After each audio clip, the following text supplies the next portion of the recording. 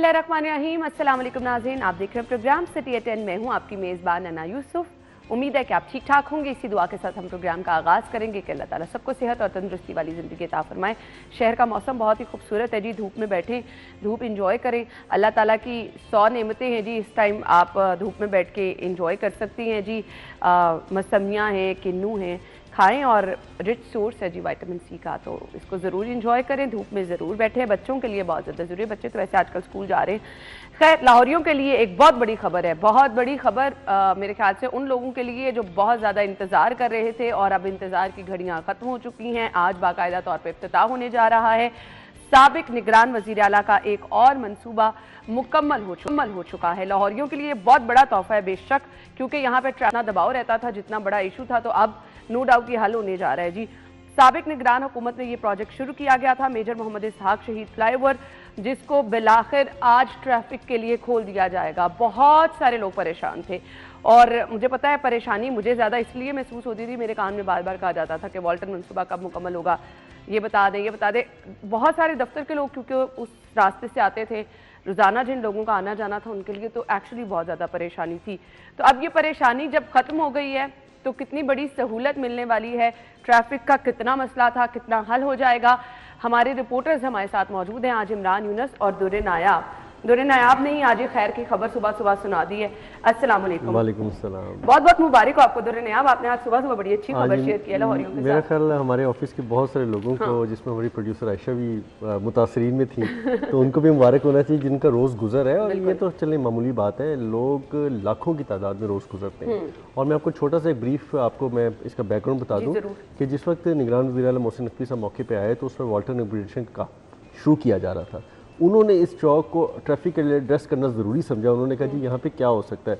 बहुत सारे लोगों ने कहा कि डीएचए से आने वाली ट्रैफिक को वाल्टन रोड पे उतारा जाए या फिरोजपुर रोड से आने वाली ट्रैफिक को डीएचए पे उतारा जाए। तो जब कैलकुलेशन की गई तो ज़्यादा आम लोग जो फिरोजपुर रोड कसूर साइड से हमारी ये कलमा चौक की तरफ से यू टर्न लेके जब आते हैं, उनको ज़्यादा प्रॉब्लम का सामना था। तो उन्होंने फिर जो प्रपोज डिज़ाइन था डिफेंस रोड से जो डिफेंस मोड़ की तरफ, डिफेंस से डिफेंस मोड़ की तरफ, उसको चेंज करके फिरोजपुर रोड से डिफेंस की तरफ उतारने पे तरजीह दी। ठीक है। अब बहुत अच्छा प्रोजेक्ट है, मंसूबा है। इससे पहले क्या था कि जी इतने पैसों में 2 यूटर्न बनाने थे और फिर वो यूटर्न वाले मसाइल रहने थे। इसमें ना सिर्फ चौक एड्रेस हो गया बल्कि पूरी ट्रैफिक एड्रेस हो गई, नीचे सारा रोड सिग्नल फ्री हो गया।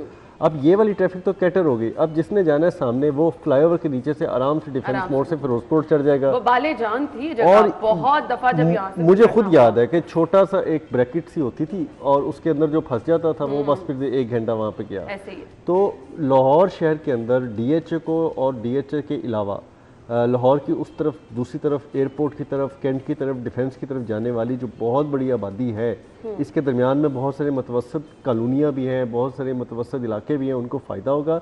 2 महीने से सिर्फ इस चीज़ का वेट किया जा रहा था कि इसकी फिनिशिंग हो रही थी, लाइटें लग रही थी, सिक्योरिटी हैजर्ड्स लगने थे ताकि कोई तेज़ रफ्तारी में पुल के नीचे ना जा पड़े, क्योंकि इस पर एक शार्प कर्व भी है। अब बिलाखिर आज ये खुलने जा रहा है। 3 बजे के बाद हर खासो आम यहाँ से गुजर सकते। फाइनली चले जी, लाहौरियों को मुबारकबाद खास तौर पे जो। लेकिन वाल्टन रोड का मामला अभी बरकरार रहेगा। वो किस वक्त ये 100% मुकम्मल करते हैं वो फिर एक सवाल है। यानी फ्लाईओवर आप इस्तेमाल कर सकते हैं। जी, फ्लाईओवर तो आज ऊपर है। वो जो एकदम से ट्रैफिक जैम वाला सिलसिला था वो तो कम अज कम वो तो 100% क्लियर हो। बाकी चले ये हो गया तो वो भी हो ही जाएगा, उम्मीद उसकी भी रख लेते हैं। इमरान में देखें जी, अगर हम बात करें वाल्टन के जिस हवाले से बात की जाए, वाल्टन रोड जो है उसको तामीर होने के बाद सिर्फ वाल्टन की आबादी ही नहीं, डीएचए की आबादी को भी छोड़ें, एक बड़ी आबादी है जो कि बरकी, हडियारा और उसके साथ आगे जितने भी गांव हैं वो इस रोड को यूज़ करते थे। इनफैक्ट कैंट की आबादी जो है, उसकी आबादी का भी एक बड़ा हिस्सा जो है वो वाल्टन को यूज़ करती थी हमेशा। और ये बात सबको पता है कि निगरान गवर्नमेंट ने जिस स्पीड के साथ वहाँ पर काम शुरू करवाया है, और तब डेडलाइंस जो हैं वो भी डेडलाइन ऐसे दी गई कि खुद कॉन्ट्रैक्टर जो हैं, जब उनको कहा गया कि आपने इतने दिनों में, इतने हफ्तों में, इतने महीनों में इसको कंप्लीट करना है, तो वो उस पर आमादा हो गए और उन्होंने वो करके भी दिखाया। स्टार्ट जब ये काम हुआ तो वाकई ऐसे लग रहा था कि जैसे जिन वहाँ पर लगे हुए हैं। और उसके बाद जब निगरान गवर्नमेंट का दौर ख़त्म हुआ और उसके बाद फिर डेडलाइन जो हैं वो खुद दुर्रे ने आप इसी प्रोग्राम में बैठ के जो है वो डेडलाइंस देते रहे हैं कि जी पहले ये डेडलाइन दी गई, फिर अक्टूबर आई, नवंबर आया, दिसंबर आई, जनवरी आई और अभी तक वो जो प्रोजेक्ट है वो कंप्लीट नहीं हो पाया। और खुद दुर्रे ने आप भी ये कहते हैं कि जो डेडलाइन इनको डिपार्टमेंट की तरफ से, इदारों की जानिब से दी जाती है, ये उसे 1 महीना आगे रख के रिपोर्ट करते हैं। बस एक साइड हमेशा दुर्रे ने तो अब ऑब्वियसली वहाँ पर जितनी आबादी है, सिर्फ वहाँ की आबादी नहीं, जो जो एरियाज़ मैंने गिनाए, इससे कई गुना ज़्यादा लोग जो हैं, इलाके जो हैं वो मुतासिर हो रहे हैं सिर्फ। लेकिन चलें, थोड़ा सा रिलीफ इस हवाले से भी मिला है कि जो ओवरहेड ब्रिज जो है वो अब पुल जो है वो खुलेगा, ऑब्वियसली से किसी हद तक तो फ़र्क पड़ेगा। लेकिन जिस तरह आप बात कर रही हैं कि आपके कारों में आवाज़ पड़ती है कि वॉल्टन का पूछो, वॉल्टन का पूछो, खैर उनको अभी तकलीफ वैसी ही रहेगी। मुझे 2 नफल पढ़ने पड़ेंगे वाकई, क्योंकि जिन लोगों को फ्लाईओवर इस्तेमाल करना है ये वो लोग थे। अच्छा, इसमें ना एक इम्पॉर्टेंट पहलू ये भी है कि मोहसिन साहब तो चले गए ना, उन्होंने इस हल्के से इलेक्शन लड़ना था, ना उन्होंने लाहौर से इलेक्शन लड़ना था, वो तो ये काम करके चले गए, पर्सनल उनका अपना कोई नहीं था। लेकिन जो यहाँ पे मुस्लिम लीग नून के अरकान असम्बली माजी में रहे या अब मौजूदा जो जिनको वोट नहीं मिला, मैं किसी का नाम नहीं लूँगा, दिल आज़ारी होगी, उनके लिए बहुत बेनिफिशरी है। हल्के में सियासी तौर पे देखा जाए तो इसकी कंप्लीशन होना इस टाइम पे, और मुझे ज़ाहिर बात है मुस्लिम लीग नून के हक़ में बहुत बेहतर जाएगी। और जो हल्के में लोग नाराज़ हैं, उनके बैठे हैं, पुराने लोग हैं, आप सबको पता उनसे भी थोड़ी माज़रत के साथ अब खुद गवर्नमेंट के जो वोटर्स हैं उनको खुद पता है कि गवर्नमेंट ने क्या काम किया है और ये कौन से प्रोजेक्ट को आगे लेकर चले हैं और कौन से प्रोजेक्ट इनके अपने थे। अब बताने की जरूरत नहीं, लाहौरियों को बहुत अच्छे तरीके से मैं तो सिर्फ हारने वाले बंदों की बात कर रहा हूँ, जिनको वोट नहीं मिले उनके लिए बेहतर होगा। सीवरेज का निजाम भी यहाँ पे बड़ा इशू था। मेरा ख्याल है बारिश के कि 80% जो है इस प्रोजेक्ट से सीवेज ही एड्रेस हुआ है। एक तो यही आपका नाला जो है, जो AADA नाला था पुराना, आपने देखा होगा डिफेंस मोड़ से फिरोजपुर रोड तक लेफ्ट साइड पे इतना गंदा नाला बहता था और वो हमेशा ओवरफ्लो करता था, बारिश हो ना वो वैसे भी ओवरफ्लो कर जाता था। तो एक तो वो एड्रेस हो गया। वो अब वॉल्टन रोड के नीचे एक पूरे कंड्यूट सीवर जो हो, पूरा बड़ा सीवर जिसमें मैं मोटरसाइकिल में बैठ के अंदर मोटरसाइकिल चला सकता हूँ, इतना बड़ा सीवर डाल के उसको एड्रेस किया गया। उसके बाद उसको नया चैनल दिया गया। जो नाले की मकाम था वो खुश्क हो चुका है। अब वहाँ पे ग्रीन बेल्ट्स बननी है, सिटिंग एरियाज बनने हैं, पार्किंग लॉट्स बननी है मोटरसाइकिल गाड़ियों की, और उसको पूरा यूटिलाइज किया जाएगा डिफेंस मोड़ से फिरोजपुर रोड तक, कई किलोमीटर है ये। अब ये सारा तो बहुत बड़ा इशू था। दूसरा इशू यहाँ वॉल्टन रोड पे गोडे गोडे पानी मुहावरतन नहीं एक्चुअली खड़ा होता था, और पानी के मिले ना मिले तो फिर सारे शहर की मशीनरी रिक्वेस्ट करके कंटोनमेंट बोर्ड जो है, वासा है, जिससे भी है, वो मंगवा के यहाँ से पानी निकालता था। फिर आबादियाँ यहाँ पे ना बहुत ज़्यादा वॉल्टन रोड पे गरीब लोग रहते हैं। वहाँ पे जो अंदर वॉल्टन कंटोनमेंट के जो जिनको वार्ड्स कहते हैं ना, यहाँ पे आबादियाँ वार्ड वाइज तकसीम है। उन वार्ड्स में एक एक घर में 10-10, 15-15 लोग बेचारे रहते हैं। छोटी छोटी गलियाँ हैं, तंगो तरीक गलियाँ हैं, गहरे घर हैं, पानी उन घरों के अंदर चला जाता था, गलियों में चला जाता था, और अगर नहीं जाता था वो बाहर निकल के मेन रोड पर ट्रैवल नहीं कर सकते थे। इतने इशूज़ थे। तो दोनों तरफ आबादियों को, मेरा ख्याल है कि कोई 5 से 6 लाख की कम से कम ये आबादी होगी एक साइड की, और दूसरी साइड काउंट करें तो आप मिलियंस में आबादियों को जो है ना फ़ायदा पहुंचेगा। चलें, बाकी गुजरने वालों का अलहदा फ़ायदा है, वो तो इटसेल्फ है। ये तो उससे बड़ी खबर ये है कि कम से कम यहाँ पे जो लोगों की जिंदगी वबाले जान थी, जब कभी मैं कुछ 10 लाख लोगों को फ़ायदा है। मतलब कि 10 लाख वो लोग हैं जो शायद अल्लाह ताला से पनाह मांगते होंगे, जी हमें किस इलाके में बसा दिया, यहाँ से निकाला जाए। क्योंकि मुझे याद है अच्छी तरह कि जब बारिश होती है तो इमरान का फ़ोन मुझे हमेशा आता है कि यार मेरा तो इलाका डूब गया है, और घर में बेचारे के पानी भी चला जाता है। तो मुझे पता है वो किस अज़िये से लोग गुजरते हैं। बहुत सारे लोग हैं मेरे सुनने वाले, तो 80% ऐसे होंगे जो बारिश के पानी या सीवरेज के पानी की निकासी ना होने से मुतासिर होते हैं। तो वॉल्टन रोड जो है ना, मैं लाहौर शहर में पहले दूसरे नंबर पे रेट करता था, जहाँ पे पानी का बहुत शदीद मसला होता है लोगों के आबादी के लिहाज से। बिल्कुल आप सही कह रहे हैं। उससे पहले ये सन्नाबाद, इकबाल टाउन के बहुत सारे इलाके जहाँ पे इमरान रहता है, ये वाले नशेबी इलाके थे। और अजय यहाँ पे लोग नहीं रहते तो कज़ाफ़ी स्टेडियम भी एक रेटिंग में आता था, वहाँ पे भी बहुत पानी होता था और निकाला जाता था। तो ये वो इलाके हैं जहाँ पे बगैर वसाइल लगाए, मशीनरी लगाए, पैसे लगाए, आप पानी को निकाल नहीं सकते थे। सही। अब वहाँ पे 2 बारिशें गुजरी हैं इसकी ज़ेर तमीर होने के दौरान, स्मूथली पानी निकल गया। 1-2 दफ़ा प्रॉब्लम आई है, उन्होंने फिर एड्रेस किया, 12 पानी का चैनल उन्होंने बना दिया। उम्मीद है कि इंशाल्लाह चलें जी, हम दुआ गो हैं कि ये मसला अब आगे आपको फेस ना करना पहली दफा वॉल्टन वाले अगली बारिशों में फाइनली खुश्क रोड पे गुजरेंगे। बिल्कुल ऐसे ही है, उनके मेरे ख्याल से दुआएं कबूल हो गई हैं। प्रोग्राम में भी ब्रेक लेंगे और फिर खबरों की तफसीलात की तरफ आएंगे। हमारे साथ रहिएगा।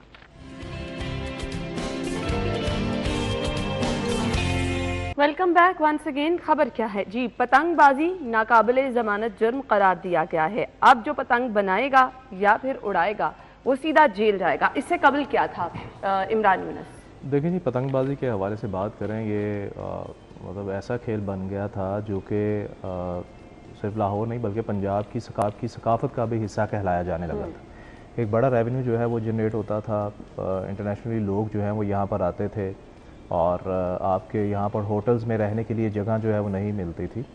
अच्छा, तब उस दौर के हवाले से बात करें, तब गर्दनें जो हैं वो नहीं कटती थी, तब लोगों की आवाज़ जो है वो नहीं होती थी। उसके बाद इस खेल में जो नई चीज़ आई वो ये थी कि ऐसा धागा मुतारिफ़ करा दिया गया जो कि आप यकीन जाने, अगर किसी बाइक को बांध दिया जाए और दूर खड़े होकर उसको खींचा जाए तो धागा नहीं टूटेगा, बाइक गिर जाएगी।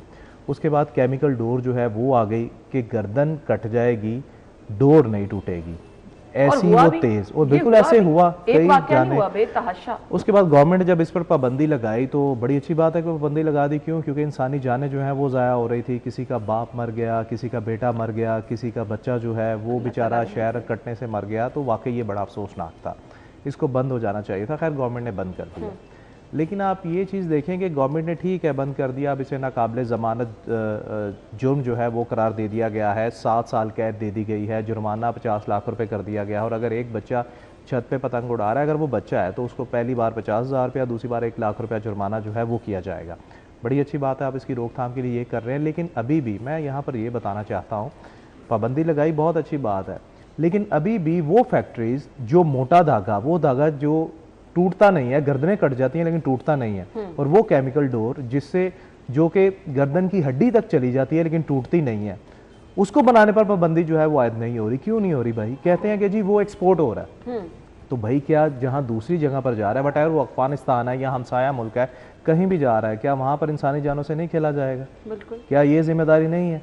अब मैंने हमेशा प्रोग्राम में ये बैठ के बात की कि जिस दौर की मैं बात कर रहा हूँ तब भी लाखों लोग जो हैं वो इस रोज़गार से वाबस्ता थे। और ख़ैर वो उस चीज़ को आप छोड़ें कि वो ऑब्वियसली इससे जाना शुरू हो गई। तब भी मैं ये कहता था कि पाकिस्तान में 2 ऐसी फैक्ट्रीज़ हैं जो कि मोटा धागा बनाती हैं। मुझे इसलिए पता है कि मैं ऑब्वियसली इसके ना मुकाबले हुआ करते थे पतंगबाजी के, और हम गुजरांवाला से कसूर उन मुकाबलों में हिस्सा लेने के लिए जाया करते थे। कि मैं बहुत ज़्यादा शौकीन रहा। और उसके बाद जो है ये जब ये लोगों की अमवात होना शुरू हुई, तब मैंने इसको रोक दिया, तब मैंने सब ख़त्म कर दिया कि नहीं होना चाहिए। और ख़ुद जिम्मेदारी का एहसास जो है वो हर शहरी को होना चाहिए। तब भी मैं ये कहता था कि सरकार को पता है कि 2 ऐसी फैक्ट्रीज हैं जो धागा बना रही हैं, जो केमिकल डोर बना रही हैं, और भाई उनको आप क्यों नहीं बंद करते? उनको बंद करके दिखाएं ना, मुझसे बात करें, पंजाब गवर्नमेंट मुझसे बात करे, मैं बताता हूँ वो कौन 2 भाई हैं जिन्होंने ये फैक्ट्रियां बना रखी हैं, जो ये धागा बना रहे हैं, जो ये धागा एक्सपोर्ट कर रहे हैं। और एक्सपोर्ट करने के साथ साथ यहाँ भी मैं आपको संडे की बात बताता हूँ, संडे को भी लाहौर में पतंगबाजी हो रही थी। मैं एरिया अब नहीं बताऊंगा, लेकिन लाहौर बता रहा हूँ कि लाहौर में पतंगबाजी हो रही थी। तो वो हर संडे होती है, मुख्तलिफ इलाकों में होती है। अब आप रोक पाए कि आपने नाकाबिले जमानत जुर्म तो करार दे दिया है, लेकिन जिस चीज का जिक्र इमरान कर रहे हैं वो जड़ है। अगर वहां तक ही ना पहुंचा गया तो फिर ये मसला हल नहीं हो पाएगा। दुर्रे आप देखिए, ये तो कानून का अंदर इस्तेमाल होगा कि आपके जो पकड़ में आ जाए आप उसको रगड़ दें, और छोटे मैन्युफैक्चरर्स को आप पकड़ रहे हैं, और जो मुहर्रिकात हैं, जो मेजर इसके मैन्युफैक्चरर्स हैं, जो इसके कॉस्ट बन रहे हैं, आप उनको छोड़ दें। आप वो गरीब मजदूर को जो तिनका छीलता था, जो गुड्डी कागज से पतंग बनाता था, उसको तो चले आपने बहुत बड़ी सजा दे दी, बन चुका था, आपने बहुत बड़ी सजा दे दी। मतलब कि मैं तो यूनिवर्सिटी में पढ़ता था, कभी ओल्ड कैंपस अपने दोस्तों से मिलने जाता था तो मैंने तो मांझा लगते भी देखा। इमरान को याद होगा, यूसुफ हलूदा के साथ प्रॉपर मांझा लग रहा होता था। बहुत अच्छा एक एक्टिविटी थी, हम खड़े होकर देखते थे ये क्या हो रहा है। आपने चले सबको खुडे लाइन लगा दिया। लेकिन क्या जो इमरान जिनके बारे में रोशनी डाल रहा है, जिन लोगों को कह रहा है कि आप उनके बारे में कोई हैसियत रखते हैं कि वो उनसे से भी पूछें कि जी आपके पास कौन सा ऐसा लाइसेंस है कि आप इतनी खतरनाक डोर को बाहर भिजवा रहे हैं? अगर बाहर भिजवा रहे हैं तो हमें बताया जाए कि कौन से बाहर पे ऐसा ये कारामद धागा है कि जी बड़ा काम आने वाला है जो आप एक्सपोर्ट कर रहे हैं। इससे ये तो चीज़ें चैम्बर्स के लोगों को, बाकी लोगों को इन्वॉल्व होकर खुद देखना चाहिए कि हमने कौन सा धागा, कौन सा केमिकल, कौन सी चीज़ ऐसी नहीं बनानी या ऐसी नहीं बाहर भिजवानी जो खतरनाक है। अगर वो पाकिस्तान में प्रोहिबिटेड है तो इसका मतलब पूरी दुनिया में वो नहीं जानी चाहिए ना। वैलिड पॉइंट है। अब आगे कानून का इस्तेमाल की बात है। अब कानून का इस्तेमाल और इतलाक, ये बहुत ज़रूरी चीज़ है। मैं हमेशा इस पे बात करता हूँ कि कानून बनाना इतना आसान नहीं होता, उसका इतलाक, उस पे अमल इम्प्लीमेंट होना, किसी को मिसाल बनाना, वही खौफ पैदा करता है। इतना बड़ा एक क्वेश्चन मार्क बन गया इनके लिए। ये तो कोई नवाबजादा, कोई अमीरजादा एक्सीडेंट कर दे तो उस पर कानून का इतलाक नहीं कर सकते। बिल्कुल आपने सही कहा। कोई किसी गरीब बच्ची को, इसीलिए तो फिर किसी को सबक नहीं मिलता, घरेलू मुलाजमा को मार दे, उसको सजा नहीं मिली जाती। कोई किसी का तेजाब फेंक के चेहरा झुलस दे, वहाँ सजा नहीं मिलती। नंबर ऑफ केसेस हैं। अब यहाँ पे सोसाइटी ये देखेगी कि आपने कानून तो बना दिया, अब जी पता लगेगा कि फिर कोई बड़ा आ गया, पता लगेगा किसी बड़े अफसर का फोन पीछे आ गया, अब इसको छोड़ दो, अब उसका पढ़ दो। इसमें इसीलिए मैंने नाम नहीं बताए, इसीलिए तो ये फैक्ट्रियां आज तक बंद नहीं हो पाई। एक और एलिमेंट कि अब क्या ये बात ठीक है कि पुलिस इस पे पैसा नहीं कमाएगी? क्या ये बात आप इंश्योर करेंगे? कौन इंश्योर करेगा? आप इंश्योर करेंगे कि लोगों के घरों से छोटे बच्चों को छतों से उठा के जो ले दे के बच्चों को छोड़ा जाएगा, किया जाएगा, माइनर को जो है वो किस तरह से आप, ये चीज़ें ना ये बड़ी इंपॉर्टेंट है, ये इतनी आसान नहीं होती। ये तो वो है ना, ये बेवकूफ़ है, एक बाप जो है वो ड्यूटी पे गया है तो पीछे बच्चे ने कहीं से गुड्डी कागज पतंग पकड़ा है और उड़ाना शुरू हो गया, उस बेचारे के फरिश्तों को भी नहीं पता क्या हो रहा है, माँ नीचे हांडी बना रही है। अब पुलिस आई है जी, आके उसने सब कुछ कर लिया। ये तो देखें आप, या 50,000 जुर्माना करेंगे या 10-15,000 दे के आप मामला को छुड़ा लेंगे। ये मामला जो है रिवाज पकड़ लेना यहाँ पे। बिल्कुल ऐसे ही है। आप इस चीज को ये इंश्योर क्यों नहीं करते कि ऐसा कानून का इम्प्लीमेंट हो जिसमें पुलिस की ध्यानियां बंद हो? आप कम से कम किसी भी कानून में पुलिस का जो गैर कानूनी तौर पर पैसे लेना देना ये खत्म होना चाहिए। इस पे मैकेनिज्म पे कौन काम करेगा? अच्छी बात है कानून बनना चाहिए था। कानून बनना तभी चाहिए था जब यहाँ पे सैकड़ों जानें जा चुकी थी, ये खूनी खेल बन चुका था, यहाँ पे पाबंदी लग चुकी थी। मुझे वो दिन याद है कि एवरी मंडे हम यहाँ पर आके ये खबर डिस्कस कर रहे होते थे। मतलब कि हर दूसरे तीसरे दिन 4 लोगों को डोर फिर गई, एक जान से हार गया, मोटरसाइकिल में बेचारा कोई कहीं जा रहा था, वो जिंदगी की बाजी हार गया। ये इस कदर खतरनाक अंधा खूनी खेल बन चुका था कि उड़ाने वाले को नहीं पता वो क्या कर रहे हैं, बिल्कुल सही, बेचने वाले को नहीं पता वो क्या बेच रहे हैं, और इन दोनों को एहसास नहीं है कि हम लोगों की जिंदगी से खेलने जा रहे हैं, और चंद पैसों की खातिर इन्होंने। और फिर ब्लैक पे शुरू हो गया, लोगों ने अपनी बैठकों में, अपने ड्राइंग रूम्स में, घरों में छुपा के गुड़ियों का कारोबार शुरू कर दिया, पतंगे बेचनी शुरू कर दी। चले वो भी ठीक है। फिर पुलिस ने यहाँ तक भी किया जी कि सीढ़ी रखनी शुरू कर दी अपनी मोबाइल वैन में, जहाँ पे मौका लगा जिसको भी देखा सीढ़ी लगा के भी ऊपर उतारा, और चलो ठीक है वो भी कर लिया। लेकिन कानून का जो इम्प्लीमेंट होने जा रहा होता है ना, ये चीज़ देखना बड़ा ज़रूरी होता है कि आप जिससे FIR दे रहे हैं, फिर जिस पे FIR जिस पे उठा रहे हैं, जिसको निकाल रहे हैं, जिसके ऊपर आप जुर्माना कर रहे हैं, जिसको जुर्माने से बचा रहे हैं, क्या उसके अंदर, इस कानून के अंदर पैसों का लेन देन तो नहीं हो रहा? क्या फिर वही बातें जो पुलिस पे कह कि पुलिस को कमाने का एक और जरिया मिल गया? फिर अगर आप लोगों में खौफ पैदा कर रहे हैं, लोगों को किसी चीज का पाबंद बना रहे हैं, तो फिर आपको इस पहलू को भी देखना। देखिए कानून वाले ये इतनी, कानून बनाने वाले इतनी माइन्यूट चीजों को प्रैक्टिकली नहीं देखते। बिल्कुल सही। वो एक कानून देखते हैं कि अच्छा आपको ये चाहिए, कानून साजी होनी चाहिए, चले हमने आपकी सजाएं जुर्माने रख दी हैं। अब फिर बात आ गई है पुलिस पे। ठीक है, मैं एक रिपोर्ट पढ़ रहा था, शायद सोशल मीडिया पे शेयर हुई थी, लेकिन रिपोर्ट शायद ऑथेंटिक थी कि लाहौर पुलिस को इतनी क्रेडिबिलिटी नहीं मिली, लेकिन पंजाब के 2-3 और अजला की पुलिस की परफॉर्मेंस जो है वो की फैक्टर्स के तहत जो है ना वो उन्होंने KPIs के तहत देखे और वो बड़े अच्छे हैं। ये तो हम तो लाहौर का नाम तलाश कर रहे थे लेकिन नहीं आ सके। बहरहाल फिर पुलिस पे मैं अब बात करूंगा तो फिर बहुत आगे जाएगी, तो ये कोशिश होनी चाहिए कि कानून का गलत इस्तेमाल। बिल्कुल आपने सही कहा। हम ब्रेक लेंगे, ब्रेक के बाद आएंगे अगली खबर की तरफ। स्टे विद अस।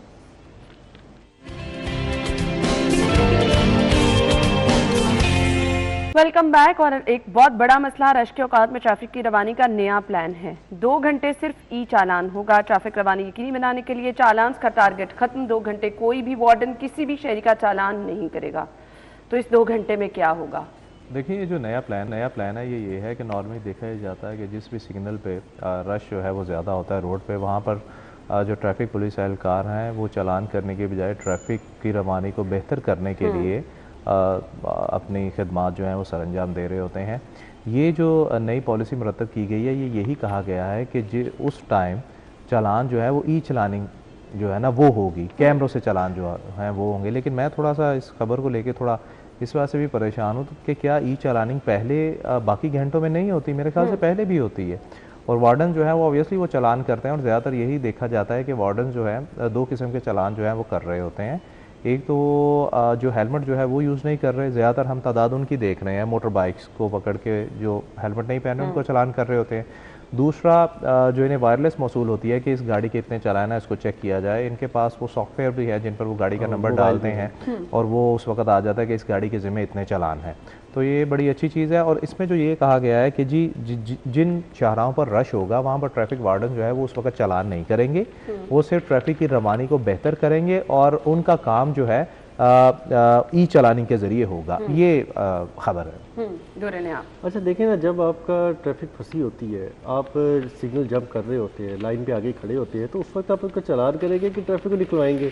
उसमें कोई बुजुर्ग भी हो सकते हैं, कोई बीमार लोग भी हो सकते हैं, उसमें बहुत सारी आपके पास प्रॉब्लम्स हो सकती हैं। तो ये बड़ा ज़रूरी है कि अपने फ़र्ज़ को पहले अपने प्रायोरिटाइज करना है कि हमने करना क्या है। बिल्कुल सही। अब मुझे इससे ये लगा है कि नई सिटी साहब ने बहुत अच्छा इकदाम किया है कि पहले उन्होंने प्रायोरिटी दी है कि आप प्रायोरिटी ट्रैफिक को कंट्रोल करने से ज़्यादा आप उनको निकालें, वहाँ से रेगुलेट करें और ट्रैफिक को रेगुलेट करके फौरी तौर पर कंजेशन खत्म करें। और 2 घंटे अगर आप पीक आवर्स में इसकी प्रैक्टिस बना लेते हैं तो बहुत अच्छी बात है। उस दौरान आपके सेफ्टी के कैमरे भी है ना, अगर कोई वायलेशन करे तो कैमरा में आ जाएगा। लेकिन सारे वार्डर्स अपने मोबाइल छोड़ के, जो मोटरसाइकिलों पे साइडों में बैठे होते हैं, कुर्सियों में बैठे होते हैं, दो वार्डन लगे होते हैं चालान पे, वहां से वायलेशन हो रही है और ट्रैफिक अलग फंसी होती है। तो अब उन्होंने कहा सिर्फ 1 फोकस होगा, 2 घंटों में सिर्फ ट्रैफिक निकाली जाएगी। पहली बार सुनने चले इस खबर की डिटेल हम डिस्कस कर लेंगे। सीटीओ साहब ने हमें ज्वाइन करना है इंशाल्लाह 11 बजे, तो हम उनसे प्लान क्या है मजीद वो रोशनी डालेंगे इस पर। अच्छा जी, बादशाह अपनी रिकवरी मुहिम में तेजी ले आए, नादहिंदगान पर मुकदमा दर्ज कराना शुरू कर दिए गए हैं। कौन कौन पकड़ा जा रहा है? देखिए, ये बड़ा पहले लोगों को यकीन नहीं हो रहा था कि जी इंडिविजुअल्स पे मुकदमात होंगे। यानी कि अगर आपने मैंने नहीं बिल दिया, किसी और ने बिल नहीं दिया और किसी ने पानी का कनेक्शन चोरी किया है, तो उस पर पर्चा कैसे हो सकता है, क्या हो सकता है? माजी नहीं हो ना। अब फिर कानून बना और कानून साजी के बाद ये अब इम्प्लीमेंट होना शुरू हो गया है। और ये छोटे छोटे माइनर चालान है, मतलब कि किसी ने 26,000 देने थे, अच्छा, एक ने 46,000 देने थे, इस तरह के हैं। और दोनों पे जो है ना वो पर्चा हुआ, लेकिन दोनों पे जो पर्चे की नोयत है ना वो बड़ी ख़तरनाक है। अच्छा, एक जो है वो उसने कोई गंदे नाले के साथ अपना कोई बनाया हुआ था स्पॉट और वहाँ पे लीगल कनेक्शन लेके पानी यूज़ कर रहा था। तो जब उन्होंने उस कनेक्शन को लीगलाइज करके उसको बिल भेजा तो वो वहाँ से बदमाशी धमा चौकी वो जो होता है हालत इनकारी हो गया। फिर उन्होंने पर्चा दिया। दूसरा जो था वो कोई दही भल्ले की दुकान थी, अच्छा, और वहाँ पे कनेक्शन नाम की कोई चीज़ नहीं थी। जब उसको आइडेंटिफाई किया कि यहाँ पे कनेक्शन इलीगल है और उसको बिल डाला तो वो भी आगे से इनकारी हो गया। अब इसके बाद कानून फिर यही कहता है कि फिर ऐसे बंदे पे FIR दें। अच्छा, और अगर FIR में भी वो नहीं आता काबू तो फिर उसको अरेस्टमेंट होती है उसकी। तो अच्छी बात है। पानी चोरी करना, पानी का गैर कानूनी इस्तेमाल करना, पानी का ज़िया करना, मेरा ख्याल ये तीनों चीज़ें बड़ी इंपॉर्टेंट है, इस पर एक्शन होना चाहिए। बिल्कुल होना चाहिए। इसके बाद अब कमर्शियल जो लोग हैं और जो डिफ़ॉल्टर आपके रेगुलर डिफ़ॉल्टर बनते जा रहे हैं उन पे मुकदमात भी होने चाहिए। फिर सरकारी इदारे उन तक जो 3 अरब से ज़ायद के डिफ़ॉल्टर हैं लाहौर में वासा के, उनका आप क्या करेंगे?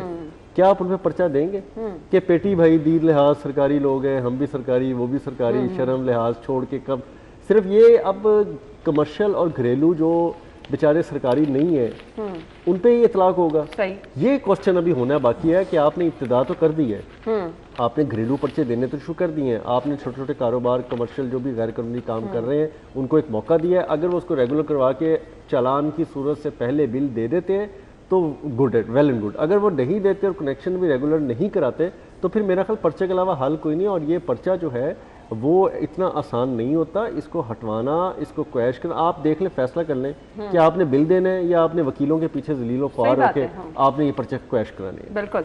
एक कमेंट देखें जी, एक कमेंट की बात मैं यही करूँगा कि हम पूरी दुनिया में हम अक्सर बात ये करते हैं कि जब भी कभी नमाज का टाइम होता है या वैसे भी कोई शॉप अगर खुली है, कभी भी अगर वहाँ पर दुकानदार नहीं है, कोई भी वहाँ से कोई चीज़ नहीं उठाता, उसकी वजह पता है क्या? उसकी वजह ये नहीं है कि उन्हें को खुदा का डर है या ये, उन्हें अपनी जिम्मेदारी का पता है कि माशरा जो है वो कैसे तरक्की करता है। माशरा इसी तरह तरक्की करता है जब हर फर्द जो है वो अपनी जिम्मेदारी जो है उसका एहसास करते हुए कोशिश करता है कि वो माशरे की बेहतरी के लिए काम कर रहा है। माजरत के साथ हमारे यहाँ पर ये अभी दुर्रे नयाब और मैं यही बात कर रहे थे, मैंने कहा कि दुर्रे नयाब मेरे साथ वाले घर को, हमारा एक ही साइज़ है घर का, साथ वाले को मैंने कहा 1200 बिल आता है, मुझे पानी का 3800 आता है, लेकिन मैं पे करता हूँ। आज तक ऐसा नहीं हुआ कि मैंने पानी का बिल जमा नहीं करवाया।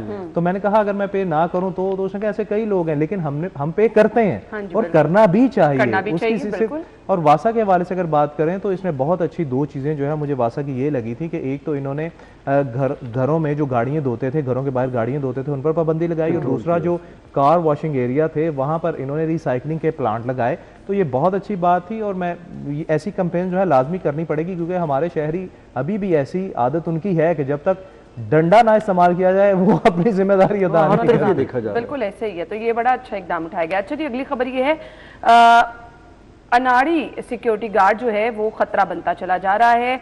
निजी कंपनियों की जानिब से ये ऑडिट शुरू किया गया। इरफान मलिक साहब की ये खबर है, सिक्योरिटी कंपनियों की जानिब से 1961 सिक्योरिटी गार्ड, 1961 सिक्योरिटी गार्ड जो हैं उनका ऑडिट अगर किया गया तो पता चला वो उनको ट्रेनिंग ही किसी किस्म की नहीं है। क्या एसओपीज होते हैं दौरान? अच्छा, मैंने तो बड़ा माजी में देखा है, मुझे याद है एसएसआई मरहूम हमेशा ये कवर करते थे और जाके किला गुजर सिंह के अंदर सिक्योरिटी गार्ड को फायरिंग की ट्रेनिंग, वेपन हैंडलिंग की ट्रेनिंग करते दिखाते थे। और पुलिस जो है उनको ट्रेन करती थी। पुलिस के जो अफसरान और मुलाजमीन हैं वो तमाम सिक्योरिटी गार्ड्स को बैच वाइज ना सिर्फ असला ऑपरेट करना, असला साफ करना, असला चलाना, पोजीशन लेना, उनकी हैंडलिंग करना और किसी भी हंगामी सूरत हाल में क्विक रिस्पांस की ट्रेनिंग दी जाती थी। लेकिन अब मैंने, आपकी बात ठीक है, मैंने कई सालों से ये नहीं देखा और उसकी वजह यह है कि बेरोजगारी की वजह से वो अनाड़ी किस्म के लोग जिनको कोई नौकरी काम काज नहीं मिलता, मजदूरी नहीं मिलती, वो वर्दी पहन के खड़े हो जाते हैं। लेकिन जो कंपनी इसको हायर कर रही है कम से कम उनको तो वो अब उनके भी मसाइल सुन लें जी कि वो आधे लोग तो बेचारे कहते हैं कि हमें तो गोली नहीं दी जाती, हमें तो सिर्फ बंदूकें पकड़ा दी जाती हैं और वर्दी पहना दी जाती है और एक्चुअली ऐसे होता है। ठीक है, अब जिनको गोली दे दी जाए वो आपने अक्सर वाकया सुने हैं कि गोली डालते हुए, सफाई करते हुए वो अपने हाथ पे चला बैठे, अपनी टांग पे मार बैठे, ट्रेनिंग नहीं होती, सजा में मार बैठे। और कुछ ऐसे लोग होते हैं बेचारे जिनको रात को नींद आ जाती है तो उनके वो बंदूकें जो है ना, जो कंपनी की दी होती है, वो चोरी हो जाती हैं और वो कोई ले जाता है। अच्छा, वो वहां पे भी ये बहुत सारे हमने केसेस देखे, उन्होंने क्या सिक्योरिटी करनी। तो अनाड़ी तो अपनी जगह, लेकिन वो बेचारी तो अपनी जान की हिफाजत नहीं कर पाते। और फिर एक बेचारे जो बिल्कुल ओल्ड एज पे पहुंचे होते हैं, उनको भी बेचारों को मजबूरी में रखे होते हैं। उनको चले, उनकी मजबूरी है, उनके घर में कमाने वाला कोई नहीं होगा, लेकिन आपको अपने आप को ट्रिगर अप करने के लिए एक्सरसाइजेज में जाना होता है, आपको थोड़ा सा रिकॉल करना होता है। पुलिस या फौज या जो भी लॉ इन्फोर्समेंट एजेंसीज हैं वो अपने अफसर्स को, अपने जवानों को बार बार ट्रेन क्यों करती हैं? वो रोज़ उनकी एक्सरसाइज क्यों करवाती हैं? वो हर 6 महीने साल बाद कोर्सेज क्यों करवाते हैं छोटे छोटे, ताकि वो फिट रहें, उनको पता हो वो चीज़ किसी भी नए आने वाले असले या नए आने वाली टेक्निक से ज़बरदस्त मार चुके। अब ये इतनी इंपॉर्टेंट चीज़ है कि आप देखते हैं कि कोई आम बंदा गाड़ी में जा रहा है, पता नहीं कौन है, उसको शायद घर में भी कोई ना जानता हो, लेकिन पीछे उसने डाला लगाया होता है, उसमें 4 मुसल्ला गार्ड बैठे होते हैं, मुंह पे उन्होंने नकाब लिया होता है और वो गाड़ियों को इशारे कर रहे होते हैं जिस साइड पे पता नहीं कौन जा रहा है। हम तो रुक रुक के देख रहे होते हैं यार कौन जा रहा है। और हम मीडिया में रहते हुए, शहर में फिरते हुए, अगर हम भी बहुत सारे लोगों को नहीं जानते तो अब तो ये हालात, कल्चर आम हो चुका है। और आप हाई सोसाइटीज में जाए, डिफेंस साइड पे, ये तो आम हो चुका है। अच्छा, अब बहुत सारे वाकयात मैंने ऐसे देखे। बड़ा मशहूर वाकया था, आपको याद होगा, डिफेंस राया के बाद एक वाकया हुआ जहाँ पे गार्डों की तलकलामी हुई, तो किसी का गार्ड ने वो फायरिंग कर दी, तो बेचारा वो जिसके गार्ड थे, गरीब बच्चा था, उसको पता भी नहीं था कि जी मेरे साथ जो गार्ड फिर रहे हैं वो क्या करेंगे। उनकी तलकलामी का खमियाजा उस फैमिली को भुगतना पड़ा कई साल तक नाजायज तौर पर, क्योंकि वो गार्ड देखें, मैंने गार्ड रखा है, मेरे जेब में क्या चल रहा है, मुझे किस चीज पे गुस्सा आ गया, मेरे हाथ में असला है, मैंने क्या कर दिया। तो ये गार्ड जिसने रखा है, जो बंदा गाड़ी में बैठा है, उस बेचारे को तो नहीं पता ना, उसको तो उसकी ज़हनी हैसियत का नहीं पता। एक तो अनाड़ी, फिर उसकी ज़हनी कैफियत क्या है, फिर आपने उसको असला पकड़ा दिया है, फिर वो जाके लोगों से लड़ता झगड़ता है, फिर गाड़ी वाले साहब उतरेंगे, देखेंगे क्या हुआ है क्या नहीं हुआ, माफी तलाफी होगी, गालम गलोच हो जाएगी, सख्ती हो, दोनों तरफ से हवाई फायरिंग भी हो जाएगी। तो ये वाकई मामूल तक चलते जा रहे हैं और मैं इस हक में हूँ कि इनको सबको ट्रेन करना चाहिए, किसी एक को भी अनट्रेन नहीं छोड़ना चाहिए। ये हमारे मुआशरे के लिए सिक्योरिटी हैजर्ड बनता है। कोई इसके लिए मॉनिटरिंग का सिस्टम होना चाहिए, कोई चेक एंड बैलेंस होना चाहिए, जो कि रिवाज ही नहीं है। देखिए ना, पहली बात तो ये है कि ये SOPs जो है ना वो इस किस्म के बनने चाहिए कि अगर किसी भी शहरी ने कोई प्राइवेट गार्ड रखना है तो वो उसको, जैसे ये एक लॉ है ना कि अगर आपने किराए पर मकान लेना है या किराए पे मकान देना है तो आप जो मुतलका पुलिस स्टेशन है वहां पर जाकर उसका इंदराज करवा दें। बिल्कुल ऐसी होता है। ऐसे ही ये चीज़ जो है वो होनी चाहिए कि अगर आपने प्राइवेट गार्ड रखना है तो पहले आपको मुतलका थाने में जाना पड़ेगा, वहां पर जो है वो उसका डाटा देना पड़ेगा और बताना पड़ेगा कि मैं गार्ड क्यों रख रहा हूँ और आया कि ये गार्ड जो है इसकी इतनी अहलियत है कि नहीं कि ये गन जो है वो चला सकता है। सिर्फ गन चलाने तक महदूद नहीं, इसको वो सूरत हाल, एमरजेंसी की सूरत हाल में ये रिस्पॉन्स कर भी सकता है या नहीं। हर चीज़ जो है उसका मेंटल स्टेट जो है, उसका दिमाग जो है वो देखना होगा कि आया कि ये इसमें बर्दाश्त कितनी है, ये सारी चीज़ें जो है वो देखना होगी। दूसरी बात आ गई सिक्योरिटी एजेंसीज़ की, कि जो कि प्राइवेट सिक्योरिटी एजेंसीज़ हैं जो कि गार्ड रखती हैं, पता नहीं अब उनको ट्रेन करती है कि नहीं, कि पता नहीं, अल्लाह माफ़ करे, हम तो नहीं जानते कि वहाँ पैसे दे के कोई भर्ती हो जाता है कि नहीं हो जाता। वो भी जिस तरह बिल्कुल दुरनिया में ये ठीक बात कही कि ऐसी खबरें हम नहीं देखते रहते हैं, टीवी पर भी चलती हैं कि गार्ड जो है वो बंदूक साफ करते हुए गोली चली, या तो वो बेचारा खुद जाँ बाक हो गया या उसके पास खड़ा कोई शहरी जो है वो जाँ बाक हो गया। तो ये चीज़ें जो हैं इसी सूरत हाल के मद्देनज़र होती है। तो जो सिक्योरिटी कंपनीज हैं वो जिससे रजिस्टर्ड होती हैं सरकारी इदारे से, उसका ऑडिट जो है वो करना चाहिए कि इसके पास जितने गार्ड्स हैं आया कि वो ट्रेंड हैं या नहीं। तो ये चीज़ें जो है वो करने चलिए जी, ये काम बर वक्त हो जाए तो उतना ही बेहतर होगा और आगे से इसके लिए कोई स्पेशल प्लानिंग भी होनी चाहिए। बहुत बहुत शुक्रिया आप लोगों के वक्त के लिए। ब्रेक के बाद आपको ज्वाइन करेंगे हमारे साथ।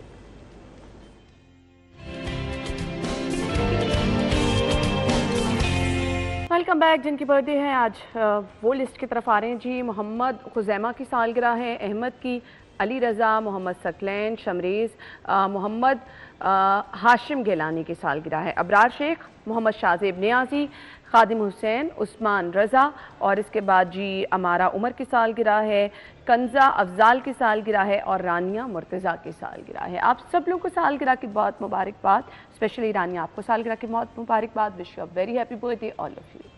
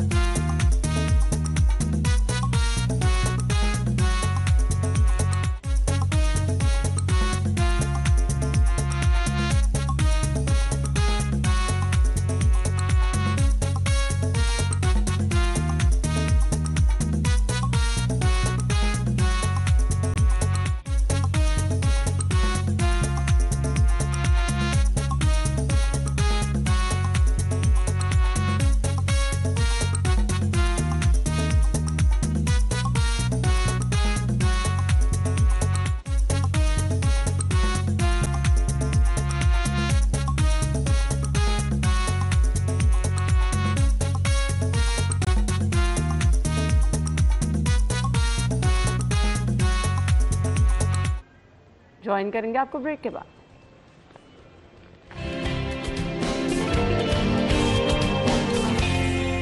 Welcome back once again. Programme के इस हिस्से में जी हम बात करने वाले हैं बहुत ही अहम और बहुत ही बड़ा मसला जिस पर हम बारहा रोशनी डालते रहते हैं। हमारी न्यूज़ वाले सेगमेंट में भी हमेशा जो खबर शामिल रहती है उनमें मेरे ख्याल से जो टॉप ऑफ द लिस्ट खबरें होती हैं उसमें हम इस खबर को शामिल करते हैं। शहर की ट्रैफिक नो डाउट एक बहुत बड़ा इशू है और हम देखते हैं कि मुख्तलिफ औकात में ट्रैफिक को कंट्रोल करने के लिए हिकमत अमली बनाई जाती है, डिफरेंट प्लानिंग की जाती हैं, लेकिन बावजूद इसके शहर की ट्रैफिक नहीं संभलती। बहुत सारे इश्यूज हैं, बहुत सारी इसकी वजूहात हैं जिसमें हम नो डाउट बहुत बड़ा रोल जो है वो तजावुजात का भी है, बहुत बड़ा रोल रॉन्ग पार्किंग का भी है, जिसका जहां दिल करता है गाड़ी लगाता है, मोटरसाइकिल लगाता है, चले जाता है।